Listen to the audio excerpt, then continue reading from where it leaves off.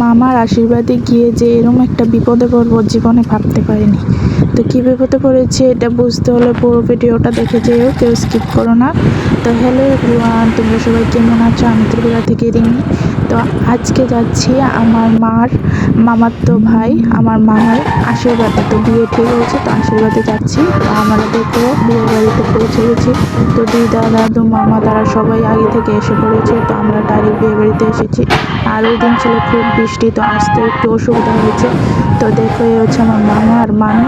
তো তারা আশীর্বাদে বসে পড়েছে। আমাদের যেতে একটু দেরি হয়ে গেছিলো, তাই মা আর বাবু প্রথমে গিয়ে আশীর্বাদটা তাড়াতাড়ি করে সেরে নিচ্ছে, তারপর খাওয়া দাওয়া করবো।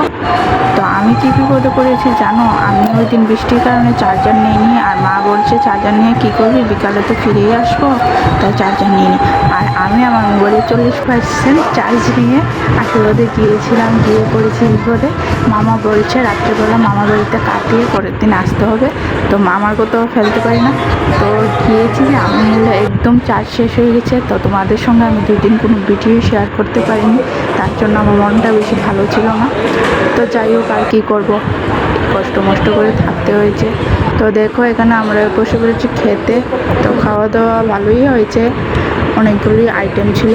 তো খাওয়া দাওয়া শেষ করে আমরা আবার নাচ দেখতে গিয়েছিলাম। এই দেখো সবাই কি সুন্দর করে নাচছে।